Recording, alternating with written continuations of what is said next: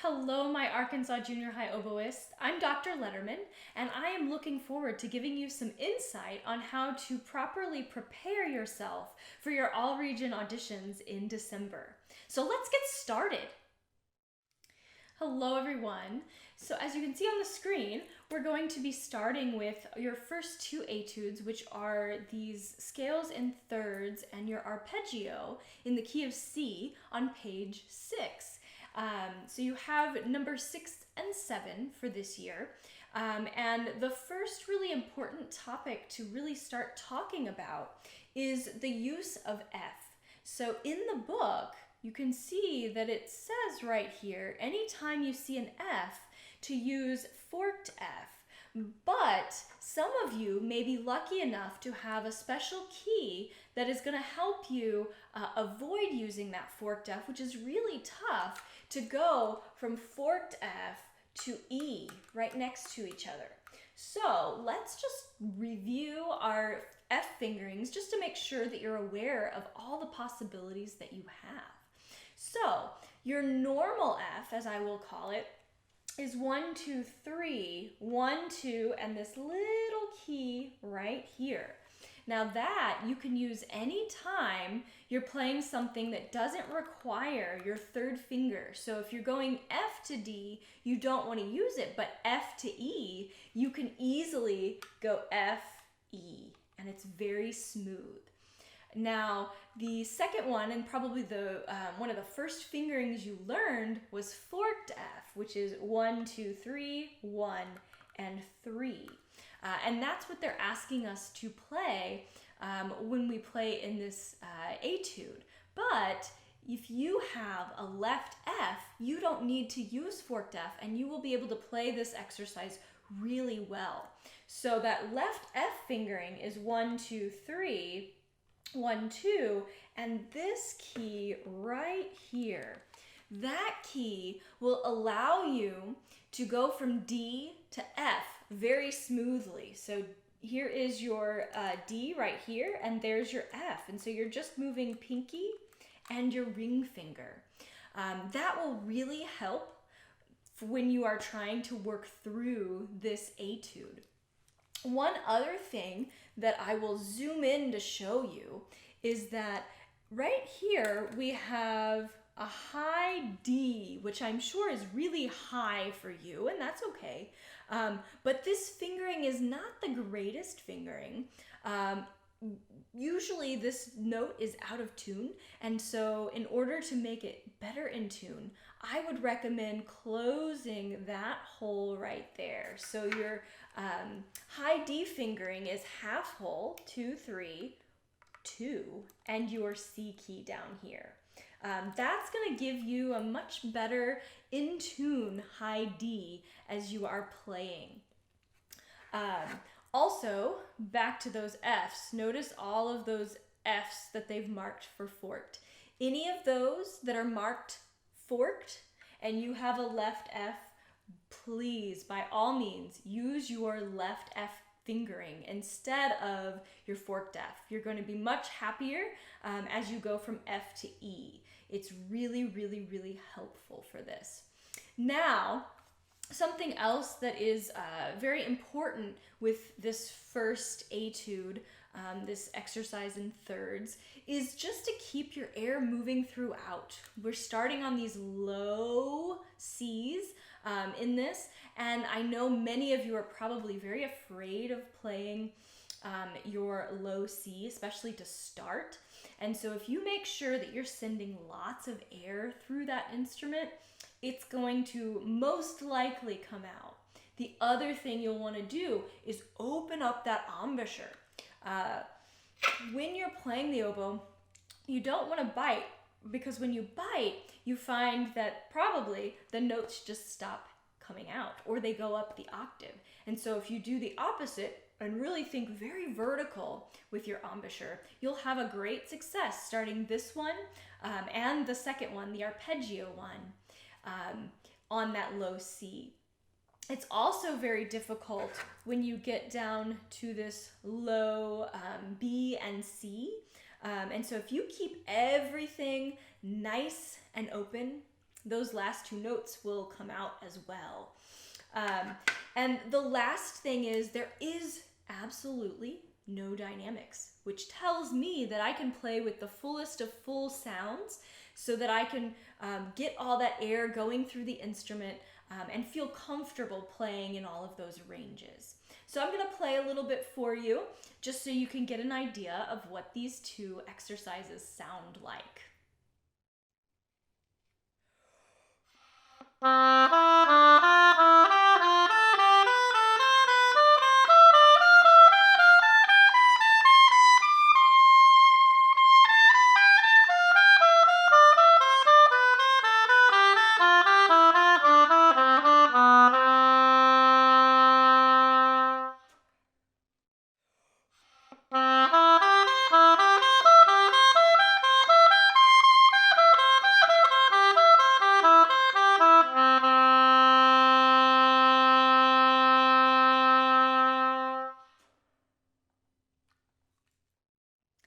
Welcome back, my friends. So you can see we're on page 24 now.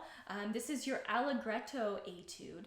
And the first thing is Allegretto. What does that mean? You want to make sure every time you're working on anything that you know what all of these foreign words mean, because they tell you a lot of details on exactly how you should play it.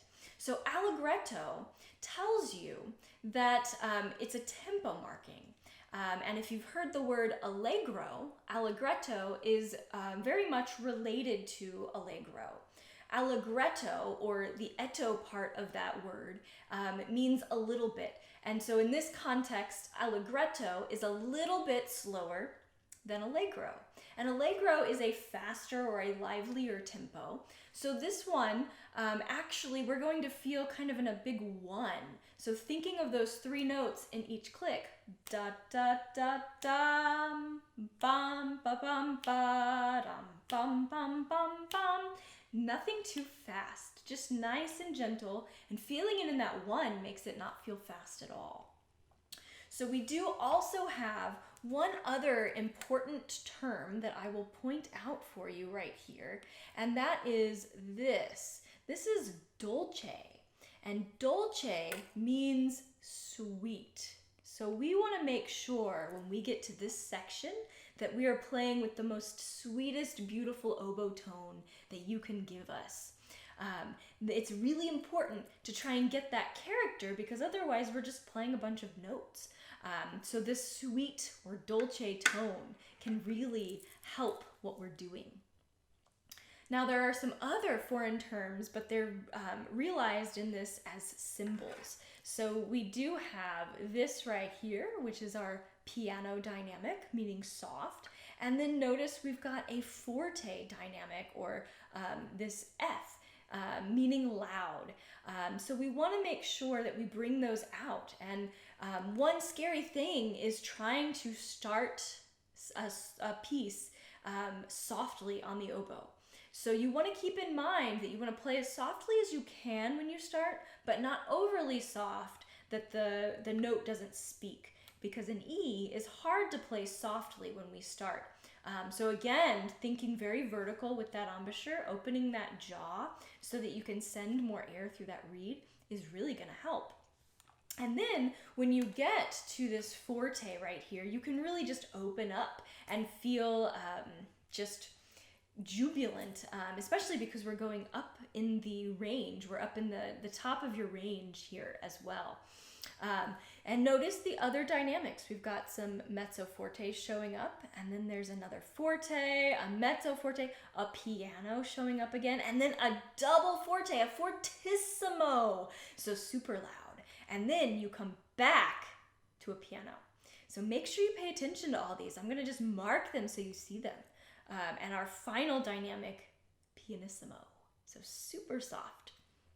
Now, in addition to the actual dynamics that we have, we also have all of these crescendo decrescendos that are helping us get to these various dynamics that we're talking about. So you want to be aware of these as you're playing, because that can really, really help you.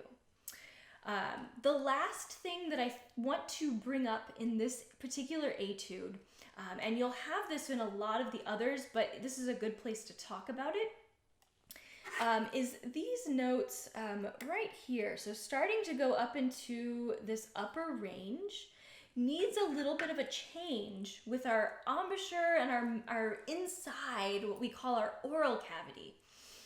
If any of you are singers, you might know this already from singing, but when you get higher in your range, you probably notice that the back of your oral cavity or inside your mouth starts to raise. And the same thing happens with oboe. So if I demonstrate by playing an octave A, so just an A in the staff and then grabbing my second octave key and going up the octave, and I don't change anything, here's what happens. Everything sounds flat. It doesn't sparkle, but we want it to sparkle.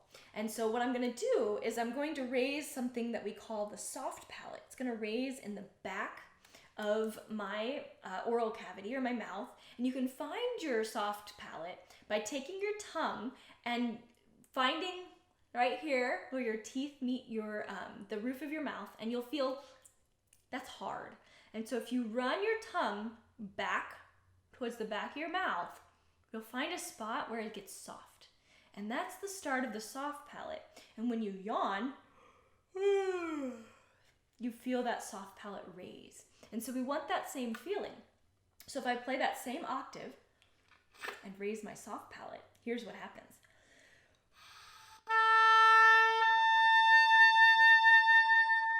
It's a minor detail, but it changes the sound completely. So as you're working on this etude, be sure to play around with that so that you can be successful in keeping your intonation good up at the top, keeping it nice and at pitch and not flat, but also so your tone can be nice and round and not pinched.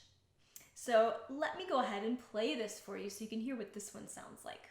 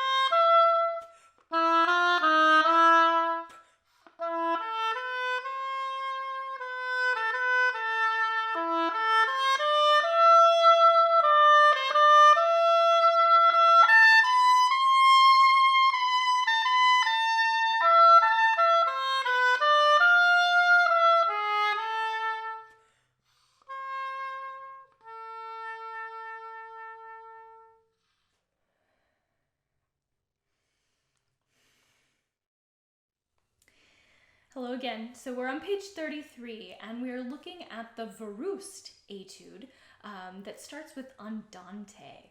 And this is probably my favorite of the etudes that you have to play. And I wish you were playing the whole thing, but you are only playing the first 3 lines of this etude. Verroust was actually an oboist, and he wrote lots of etudes to help his young students. And this is one of them. He also has some solo pieces as well, so if you progress far enough, you can actually play some more Verroust if you really like this etude. So we do need to talk about that first term that you see, that Andante term right here. And that's, again, another tempo marking, and it gives you a lot of information of how you need to play this. Andante is a slower tempo, and typically what people call this is a walking tempo. So if you feel like you can walk to it, you're probably playing it in a good tempo. And what's hard about playing Andante tempos is you have to figure out, do they mean Andante to the 8th note, to the quarter note, or even the dotted quarter note. What does that mean? And so as you're looking at this, what I would say is the Andante is to that dotted quarter note. And you might say, but that's a beat and a half. How does that work? Well, that's where we want to look at this right here, our time signature. Our time signature is very important, especially when we're trying to figure out how the beat is structured in a measure. So the 9/8 time signature, it tells me that there are 9/8 notes within this measure, but it doesn't tell me quite clearly how many beats there are. And there's actually 3 beats because each beat gets is a full dotted quarter note. So beat 1 is right here, here is beat 2, and here is beat 3. So instead of dividing your beat with like a quarter note into 2 equal parts, it's now divided into 3 equal parts. So if you're thinking about the beat, 1, 2, 3, 4, 5, 6, 7, 8, 9. So then you can feel a nice 1, 2, 3, all the while thinking 1, 2, 3, da da da da da da da da da. And sometimes that's difficult to think about because we first learn to divide everything by 2. So thinking about dividing things by 3 can be a little difficult. But when you start working on this, start with the 8th note as your subdivided beat. So instead of thinking of it in 3 beats and trying to feel all 3 beats in that one click, start with the 8th note. And then when you feel comfortable playing this, move to that larger beat of the dotted quarter note. Now, with this type of etude, we also want to think a lot about our air. You know, a lot of people think that playing the oboe takes hardly any air, and they'd be absolutely wrong. You know, your flute colleagues, you see them using lots of air, and your tuba colleagues, they're using tons of air. We are using that same amount of air. It just doesn't go through the instrument as quickly, but you need to take in a lot of air, and you need to push it out as fast and as far as you can out of the bell of that instrument. It really can help you. Now, the last thing that I'll talk about with this etude is actually talking about a word we call phrasing. So this is a lyrical etude, meaning that it's just beautiful to listen to. It's not technically difficult. You know, your fingers aren't moving that fast. And you're not playing through anything strange as far as alternate fingerings or anything like that. It's just a lovely melody. But we need to think about what important notes there are to bring out as we're playing. And Verroust gives us some details because he has given us these. Okay, these are telling us a lot, this swell and this decrescendo here. The swell tells us that we need to bring out this B as we're going from, G, as we're going B up to G. And the same thing when we make this octave jump. That high B, tons of air, tons of energy to bring out that note. And you do this same phrase 3 times. The only thing that is different is the 3rd bar of each of these changes just a little bit. And so you want for your audience to make that apparent as well in your phrasing again. And to bring out these important notes, send more air into those notes and keep that vertical embouchure. Keep this nice and dropped, and don't bite, because if you bite, it's not going to be open and large. And so I'll go ahead and play this for you so you get an idea of what this sounds like as well.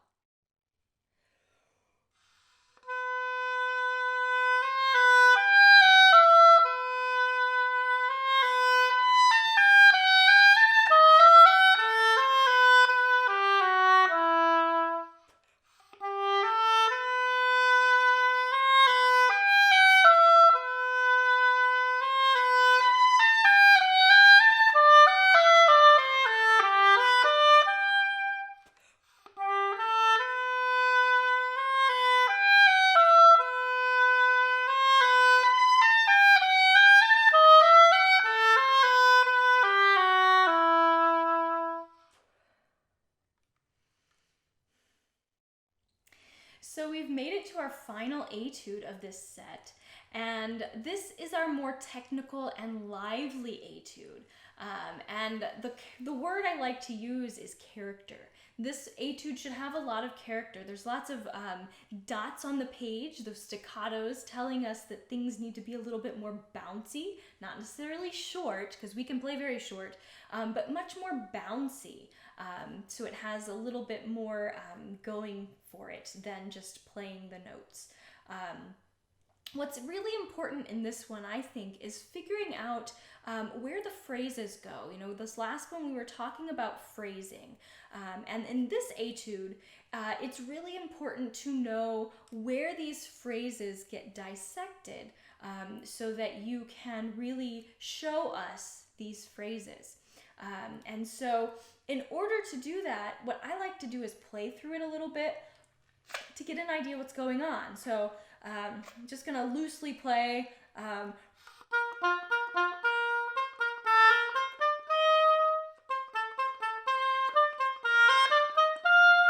So when I play through that, what I feel is that there's kind of someone saying something, and then someone else coming in and answering the question. So the first two measures is someone asking a question.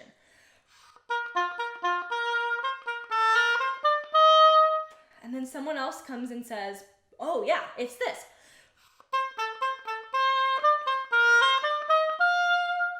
And then someone else says,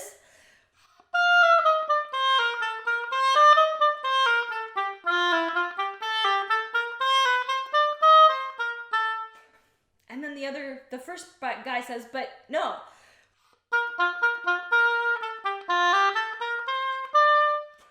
And he adds something. Did you notice that that's the same thing as the beginning? Very interesting, right? But then it changes a little bit. It doesn't go back to the C, it goes to the E flat.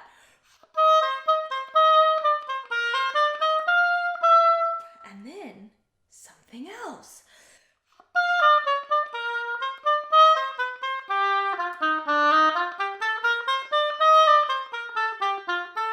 And then we have this little tag at the end.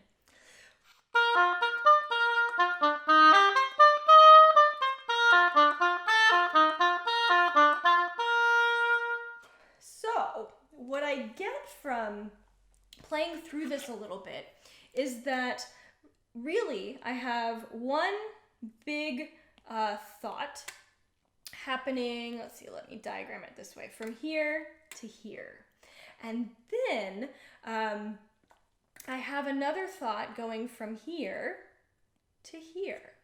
And this phrase right here is basically the same as your first two measures here, with the difference being the way this happens.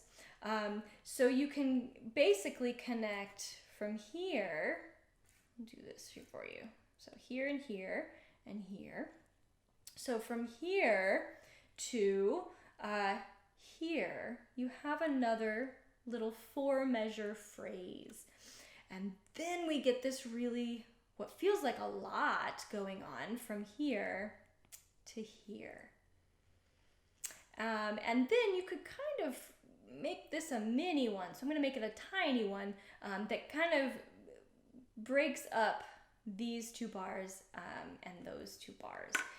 So you can see when you diagram this, now you can tell a story. And you could even come up with maybe a story of maybe what this person says, and then what this person says, and then what they say, and then how the first person comes back and says something else. This can make your music that you're playing have a little bit more interest to you, but also to your audience that's listening. So think about that as you're working through this etude. The other thing we'll talk about is you should just be aware what F you're using for through this. There are lots of left Fs that you can use, also lots of normal Fs. So that first measure, B flat, F, B flat, F, you can use normal F. There's no reason to use forked. There's no reason really to use left either. But there are other places such as this measure right here, where you're going from E flat to F, I would use left F. There's no reason you shouldn't do that. It's going to make things much smoother as you go along.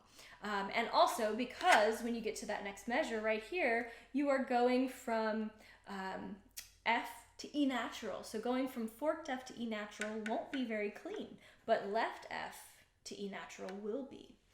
And the last thing is we have all these staccatos, and like I mentioned earlier, playing staccatos on oboe is super easy because it's very easy to be super short on this instrument. But we have to be careful of that because if we're too short, then it's not pleasing to listen to. So you want to make sure that you're using this tip of your tongue right on the tip of the reed.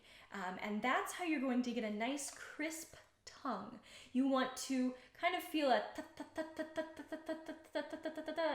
as you're tonguing. And if you go fast, notice none of this is moving. It's all the tongue, and the tongue is basically going like this, really, really, really quickly. And you can practice simply by playing maybe a half whole D. That's a good note to play. And just practice your tonguing.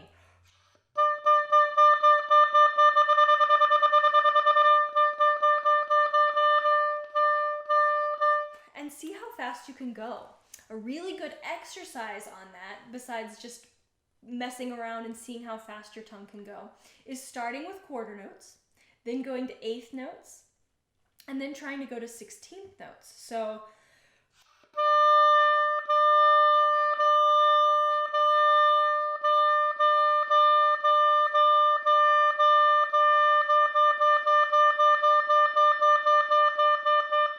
and just see how clean you can get that tongue. And if you're feeling really like doing this exercise and adding something, you can put a triplet in between the eighth notes and the 16th. So it'll sound a little like this.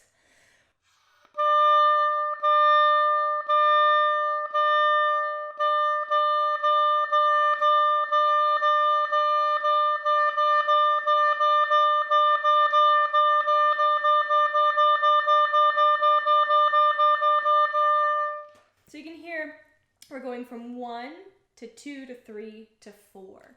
And that can really help you solidify your tonguing when you're playing an exercise like this. So I'll go ahead and play this for you so you can get an idea of what it sounds like as well.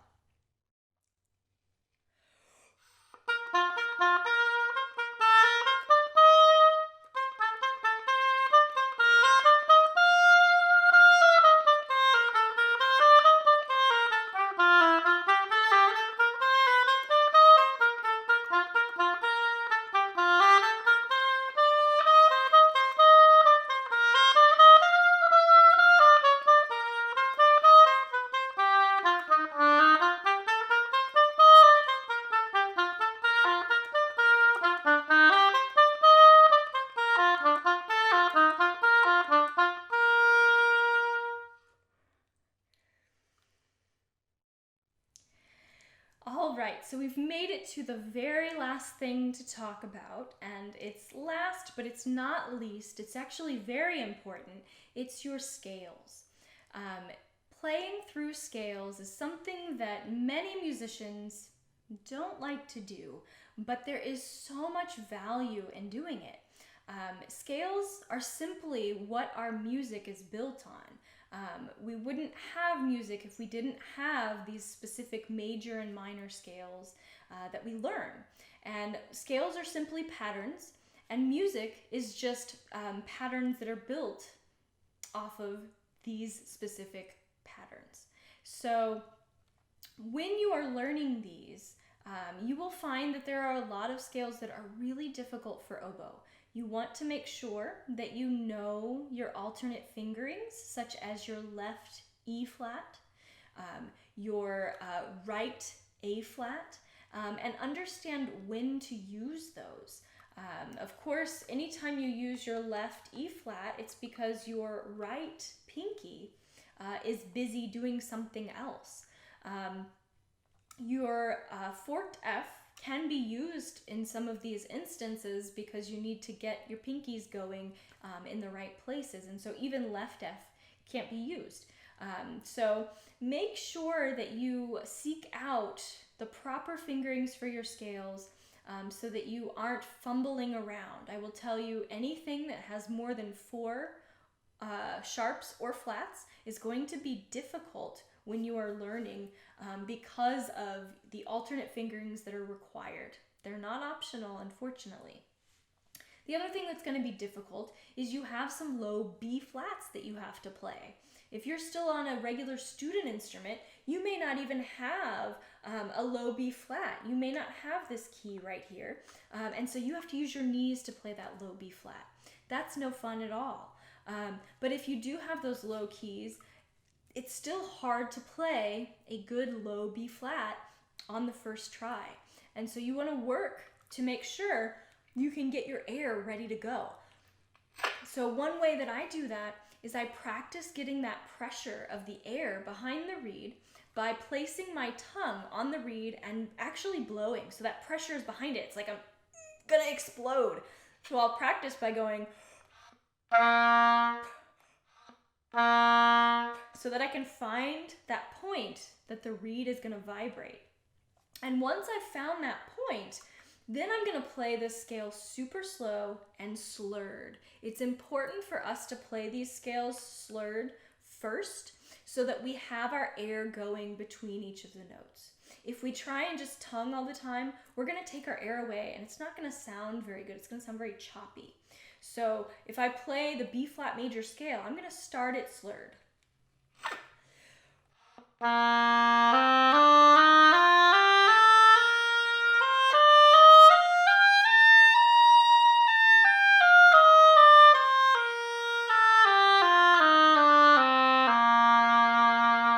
Notice I blew all the way through all those notes and I made it music. I didn't think about it as being note, note, note, note, note, note, note, note.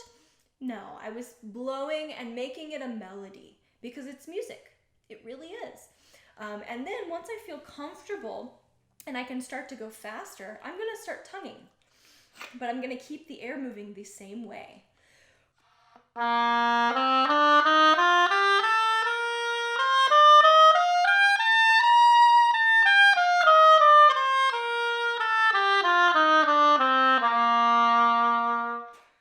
Okay, so that's the way that I practice all of my scales. You also have, of course, minor scales here. What I recommend when you're learning these minor scales is notice there are some that share key signatures. So you have your B flat major scale here at the top, and it's next to your G minor scale, and they both share the same key signature. What that means is you can basically play for G minor a B flat major scale, but start on G and end on G. And so if you know those pairs, these are called relative major and minors, then it's really easy to memorize your minor scales. You're lucky you don't have a lot of them, but you do want to make sure that you memorize those. I will bring your attention to a couple of these scales that you will have some difficulty with. This is one of them. Your D flat major scale has 5 flats.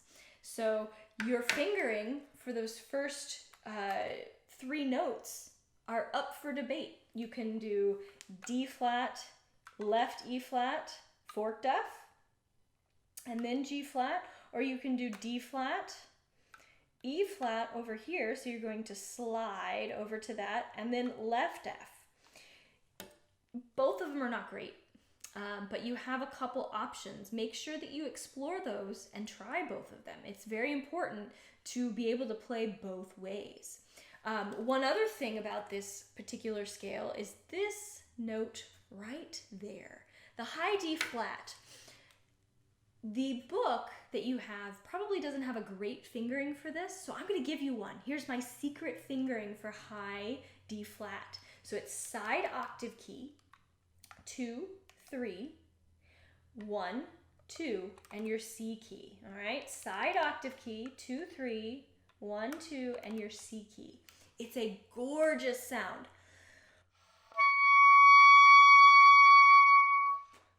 It's really easy to play, but you do want to make sure you have that side octave key down, because if you don't, here's what happens.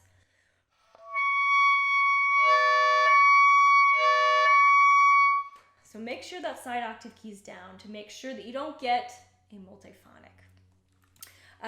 The other one that may give you some trouble is A flat major right there. 4 flats, which means there might be some trouble. Just think about what fingerings you need to use and where. And that spot that it's going to give you some trouble is right there. Just like in your D flat major scale, that D flat, E flat, F, that's trouble spot. So is it in the A flat major scale.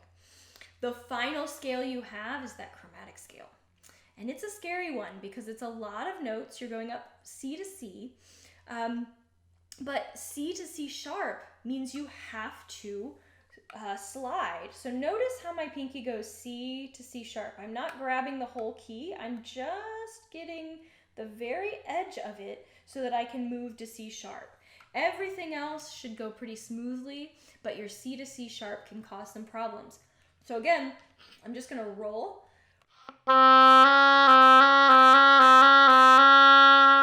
And I'm very vertical with that embouchure. So I will leave you and just say happy practicing.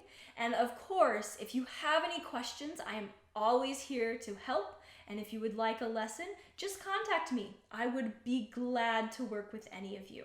Happy practicing.